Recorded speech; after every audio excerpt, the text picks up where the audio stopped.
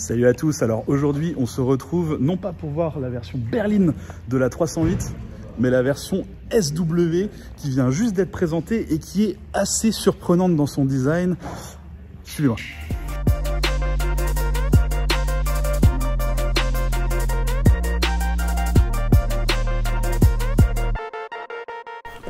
Nous voilà enfin face à la nouvelle 308 SW, la version break de la 308 que nous avons présentée plus récemment. Alors déjà ici sur ce 3/4 avant, on se rend compte que les proportions sont vraiment très cool. D'ailleurs la ligne que je critiquais sur la version berline, regardez ici elle se finit de façon un petit peu différente, elle se finit beaucoup plus tôt.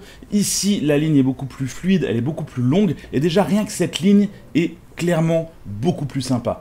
Ici, elle est présentée avec le bleu Avatar. Ça sera la couleur gratuite de la 308 SW, là vraiment la couleur de présentation et probablement la couleur dans laquelle nous la verrons la plus souvent.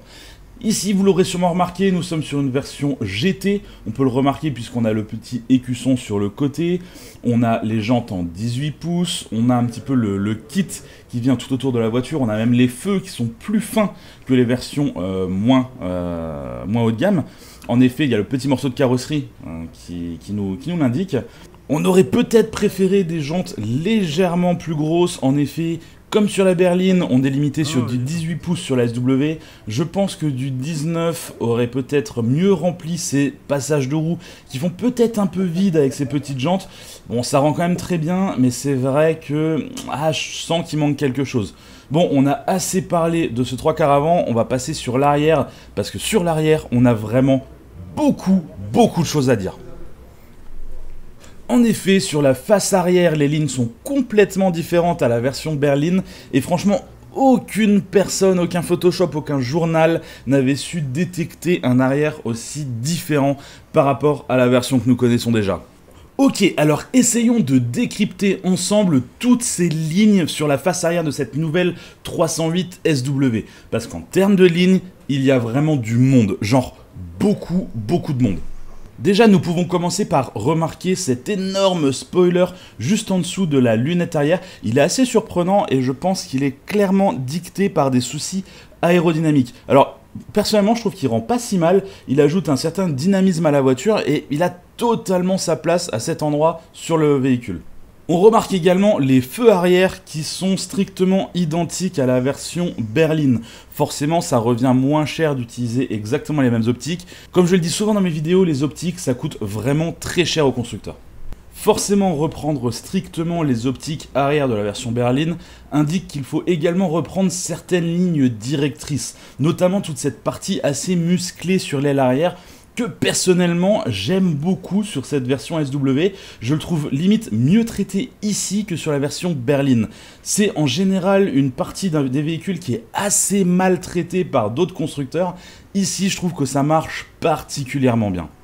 Autant le 3/4 arrière marche vraiment bien, autant lorsque l'on prend la face arrière un petit peu plus de face finalement, et ça marche beaucoup moins bien. Il y a certaines lignes qui sont un petit peu disgracieuses et je pense savoir quel est le problème principal. Regardez à quel point c'est profond ici au niveau du porte-plaque, c'est vraiment extrêmement creusé et je trouve que c'est peut-être un petit peu vulgaire, un petit peu mal géré quelque part.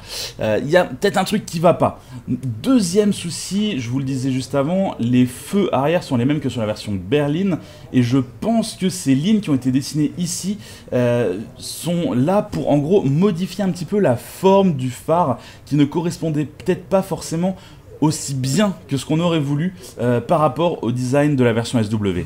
En effet, sur cette version SW, on perd complètement la ligne noire qui rejoint les deux feux sur toutes les Peugeot depuis un bon bout de temps maintenant. C'est vraiment la première Peugeot depuis plusieurs années qui n'a pas cette ligne qui se rejoint d'un bout à l'autre et je trouve ça assez surprenant de ne pas la retrouver. Personnellement, c'est ce qui m'a le plus choqué quand j'ai découvert le design de cette nouvelle 308. J'ai été un petit peu surpris de ne pas retrouver cette caractéristique typique des Peugeot modernes.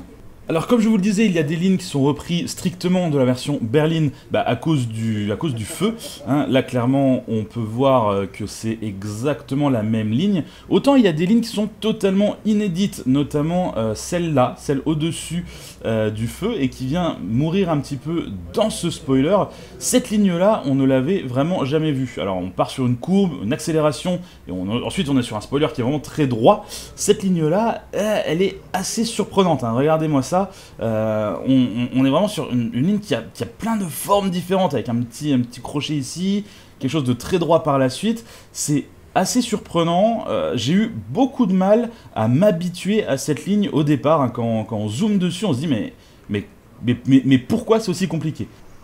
Alors je critique ces lignes de façon très spécifique, et je pense qu'elles auraient pu être mieux travaillées, autant dans l'ensemble ça reste un véhicule qui est vraiment très joli. Regardez là, quand on tourne autour, il n'y a pas vraiment de vue où on se dit « Ah, c'est vraiment pas beau ». Non, non, en règle générale, ça reste une très jolie voiture, surtout pour un SW. La version SW est toujours extrêmement compliquée à traiter pour une voiture.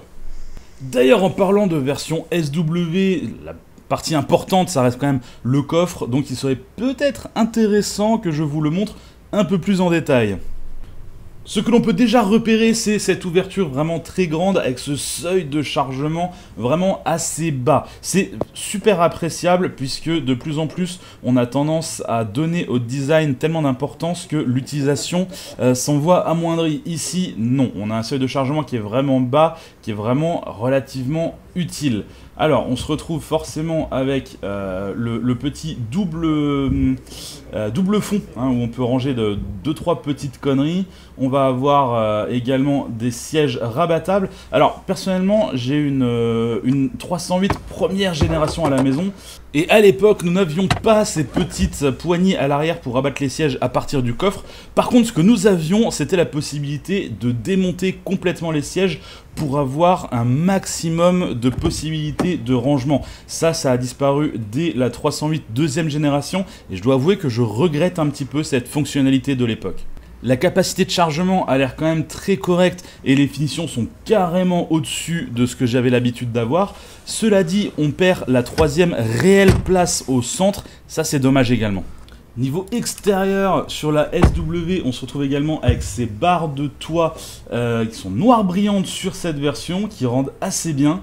Ici, avec le coffre ouvert, on peut voir également à quel point cette ouverture de coffre est énorme, avec cet aileron là qui prend une place vraiment assez impressionnante. C'est assez marrant à quel point ils ont bossé pour avoir l'ouverture de coffre la plus grande, mais tout en gardant un design vraiment intéressant. Et donc ils ont fait plonger le coffre beaucoup plus loin qu'avant. Forcément, petite fermeture électrique du coffre, hein, on est quand même sur un niveau de finition correct, donc évidemment on a la fermeture électrique. Alors c'est assez répandu, mais je trouve que c'est quand même intéressant de le noter, parce qu'il y a quand même certains véhicules où ce n'est pas disponible, même en option. Bon allez, on va aller jeter un petit coup d'œil à l'intérieur, même s'il n'y a pas beaucoup de changements, c'est toujours intéressant. À l'intérieur, pas de gros changements, on est sur le même intérieur que la 308 berline, avec son fameux nouveau iCockpit en 3D, avec la toute nouvelle interface qui est quand même beaucoup mieux pensée, et un intérieur qui, même si à la base, je le trouvais pas ouf, finalement quand j'ai pris le volant cette 308 ce matin, c'était pas mal du tout. Ouais, parce que autant Peugeot nous a invités pour découvrir le design de cette nouvelle 308 SW, mais ils nous ont également proposé de prendre le volant de leur prototype de développement. Forcément, vous imaginez bien que moi j'étais surexcité de pouvoir rouler une voiture camouflée, alors je leur ai dit oui tout de suite. Alors on a plusieurs voitures à disposition, hein, plusieurs nouvelles 308, on a une ancienne 308 et on a une Seat Leon afin de pouvoir comparer. Moi je vais monter dans celle-ci, je ne sais pas encore exactement quelle motorisation c'est. De toute façon on va toutes les tester, il y a de l'hybride, il y a du thermique, il y a un petit peu de tout. Donc ça devrait nous permettre de nous faire un vrai avis intéressant sur les capacités de ces nouvelles 308. Alors évidemment on s'en souvient, ce sont des protos, ça se voit. Donc ce ne sont clairement pas des modèles finaux. Encore être travaillé au niveau du dynamisme. Il ne faut pas vous faire une idée finale sur ce qu'on va dire aujourd'hui. Allez, c'est parti. Premier tour de roue avec cette toute nouvelle Peugeot 308 SW. Je n'ai même pas encore roulé la berline que je peux déjà rouler un prototype de la SW. Donc les voitures sont complètement camouflées puisque tout ceci est filmé avant la présentation officielle. Normalement, si vous regardez cette vidéo, la voiture a déjà été présentée. Mais au moment où moi je tourne ces images, la voiture est encore complètement camouflée puisqu'il ne s'agirait pas que la voiture fuite avant le grand reveal. La première chose qui saute aux yeux quand on prend le volant de cette nouvelle 308, c'est que c'est indéniablement une Peugeot. En effet, le châssis est vraiment bon, on peut inscrire la voiture dans les virages sans aucun problème, on se sent en sécurité dans la voiture et la conduite est vraiment saine. Autre remarque sur cette vidéo, on voit que le volant me cache complètement les compteurs, le iCockpit 3D. Il faut savoir qu'en réalité la caméra est au niveau de mon menton. En effet, il fallait que j'ai les yeux quand même libres sur la route pour pouvoir conduire.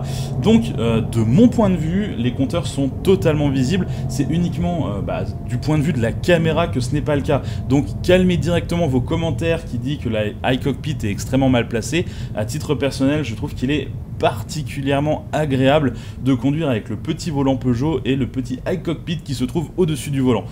Je vous mets d'ailleurs juste une petite vidéo rapide que j'ai filmée en montant un petit peu la caméra de façon à ce que vous puissiez voir ce que ça donne de mon point de vue réel. Et comme vous pouvez le voir, j'ai une vue plongeante sur les compteurs, il n'y a vraiment aucun souci à ce niveau-là, c'est vraiment agréable à utiliser. J'en ai également profité pour tester un petit peu la toute nouvelle interface. Alors, elle est encore en développement, il y a encore beaucoup de boulot dessus. Mais ce qu'on peut déjà remarquer, c'est qu'elle est particulièrement plus fluide que ce qu'on avait avant. Elle a l'air beaucoup plus ergonomique également. Et il y a pas mal de menus qui ont l'air vraiment intéressants. J'ai pas pu m'y pencher autant que j'aurais voulu, puisque on était quand même en phase de conduite. Mais dans une prochaine vidéo où j'aurai vraiment l'occasion de tester un véhicule de série, c'est-à-dire pas un prototype de développement, je pousserai un petit peu les recherches de cette interface qui me paraît vraiment être super intéressante et beaucoup plus au goût du jour que ce que nous avions jusque maintenant chez Peugeot Citroën DS. En termes de motorisation, on a deux hybrides, un 180 et un 125, les deux avec la boîte automatique EAT8. Nous avons également des thermiques en essence pure, donc un 110 et un 130 en boîte manuelle 6 vitesses, et le 130 est également disponible avec la EAT8. En ce qui concerne les diesels, on a seulement le HDI 130 qui est disponible en boîte manuelle ou en boîte automatique. Évidemment, la motorisation que je préfère, c'est la hybride 225. C'est la version la plus puissante, mais en plus, c'est une version hybride. Personnellement, j'adore pouvoir rouler en full électrique lorsque j'en ressens le besoin. Alors, forcément, c'est également la version la plus chère, mais je pense très honnêtement qu'elle vaut son prix. Alors la conclusion, j'ai bien envie de la faire au volant de cette ancienne 308. Alors c'est vraiment la toute dernière des anciennes 308 puisque comme vous pouvez le voir, on a le Virtual Cockpit qui a été mis il y a seulement quelques mois dans cette 308. Mais on voit à quel point l'évolution est énorme entre cette voiture et la voiture suivante. Alors elle était déjà très bien cette 308, mais la nouvelle va encore plus loin au niveau des équipements, au niveau des options, au niveau du confort. Et ça, on sent vraiment que Peugeot veut monter en gamme, veut devenir vraiment une marque un peu plus premium. Et force est de constater qu'ils y arrivent, l'image de Peugeot est en train de monter de plus en plus, ça devient une voiture qui est de plus en plus intéressante et je suis super content de pouvoir être le témoin de cette évolution. Personnellement sur cet essai je suis venu avec ma 308, donc c'est 308 une en première génération en SW d'ailleurs, qui a 320 000 km, donc j'ai quand même pas mal de vécu avec cette ancienne voiture, et cette 308 SW de toute nouvelle génération est à des années-lumière de ce que je connais, donc l'évolution est vraiment immense. Je suis assez content de pouvoir être le témoin d'une telle évolution. Merci d'avoir suivi cette vidéo jusqu'au bout. Je vous prépare une petite surprise qui arrive très bientôt où je vous filme en détail le camouflage de cette 308. C'est super intéressant de voir comment les marques camouflent les voitures. Ça arrive très vite. En attendant, je vous invite à regarder d'autres vidéos et surtout à vous abonner si ce n'est pas déjà fait. Allez, bye bye.